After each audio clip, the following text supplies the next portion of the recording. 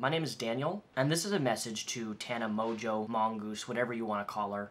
But she's a very large creator on YouTube with over 4 million subscribers and tons of followers on Instagram, tons of followers on Twitter. When you have somebody with millions and millions of followers, this is what you would call a influencer. That's the term that we use nowadays to describe these types of people. Unfortunately, the problem with these types of influencers is that many of them, people like Jake Paul, Tana, many other large influencers, don't take in consideration what they say, what they do, but most of all, the things that they say and do online. I think that when you have millions upon millions of subscribers, you need to be a lot more socially aware of what you say and put out on the internet.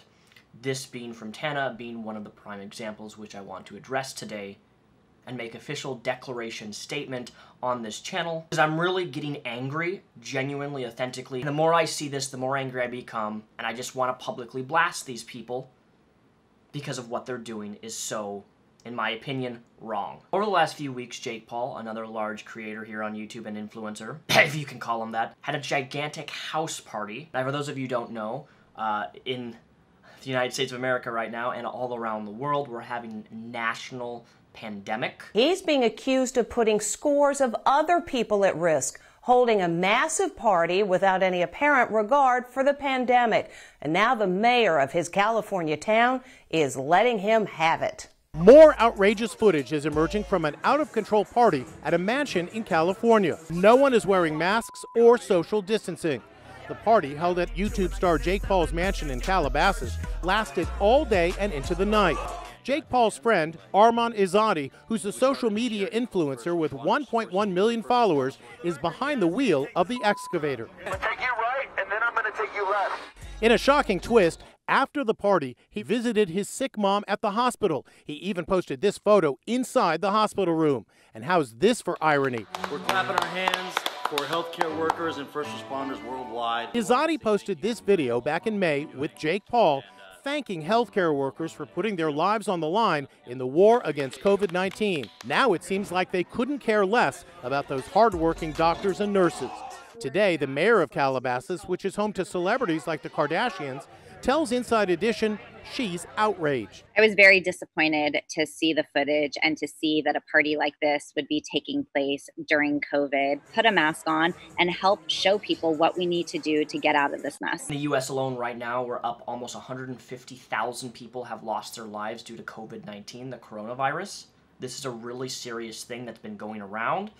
It's affecting our economy, it's affecting people's jobs, it's affecting people's livelihoods, it's affecting people's health. This is affecting everyone. The CDC and state and government officials, along with there's been scientific data that has been released, why the states are telling you no more gatherings of more than 5 to 10 people. It is crucial to get this virus stabilized and for it to reduce the amount of infection rate, to reduce the amount of people that you're socializing with. You're supposed to spend 6 feet away social distancing. You have people like Jake Paul having a gigantic party with hundreds of people that are unmasked. And the crazy thing about that is that party actually had several people that were infected with COVID-19, who infected other people. One of the people even uploaded a video who was with Jake Paul at that party, who even showed his diagnosis of coronavirus. And yet you're at this party, not masked, interacting with people, touching people, completely violating what everybody's telling you, state, government, people, civilians. And then you have Tana coming on camera and saying, you know guys, we just don't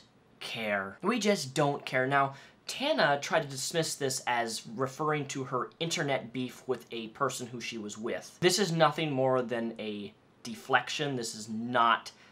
If you actually watch the full stream that she was doing, it was specifically in reference to COVID-19, because people have been calling Tana out and Jake Paul for attending these large gatherings, despite the fact that everybody is saying don't do this. The CDC is saying don't do this, going against the gathering limit of 5 to 10 people, and you have 50, 100 people there. It's serious. So this is a message, not to Jake, but to you, Tana, is that you have over 4 million subscribers, and it is people like you, young adults, young influencers, that pose an absolute risk to my father. My father, as of a year and a half ago, beat stage 2 pancreatic cancer, and with that chemo treatment, his immune system really isn't the same anymore. After that, he had a Whipple surgery, which is a very high-risk surgery. And all I can really say is that my dad has some underlying health-related issues due to the chemo treatment, due to the pancreatic cancer, and due to that surgery, which makes his immune system very, very, very low. My dad is extremely high risk of being infected, and seeing people like Tana get on camera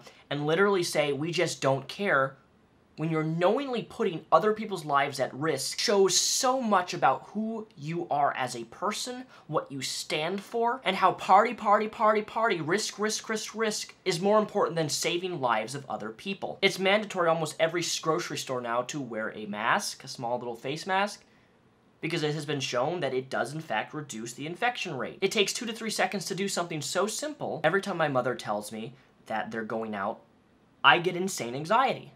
I absolutely do. And I am rightfully so in feeling that anxiety due to the fact that we have people, bimbos. I told myself before I started YouTube that I was going to be different and that I wasn't going to be like every other YouTuber and that I wasn't going to be the sellout, average, blonde bimbo on YouTube. Like you, Tana. I mean, you even say, you want to be different, you want to be different. Well, I'm sorry to break it to you, Tana.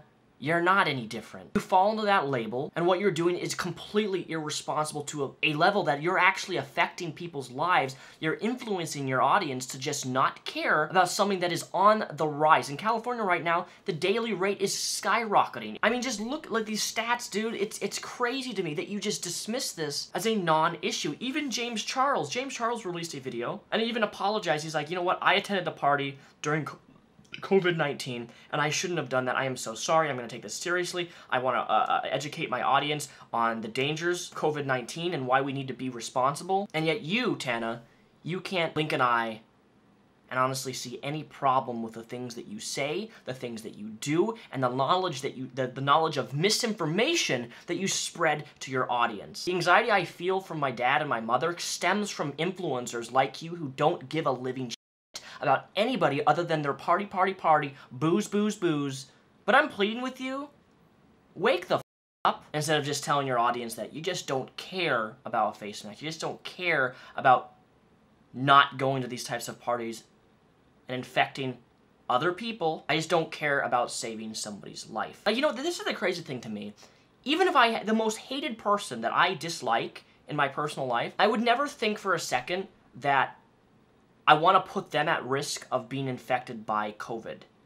Like, that just doesn't go through my mind. Like, it doesn't matter how much I dislike the person. I would never want them to experience that infection and what you go through on a physical level. I don't want anybody hurt. And when you're as large an influencer as you are and you're saying things like this, you are in fact influencing people to not take this seriously. And because of that, you're a piece of shit. I saw a comment on YouTube the other day, and I should have saved it. I don't know where it went.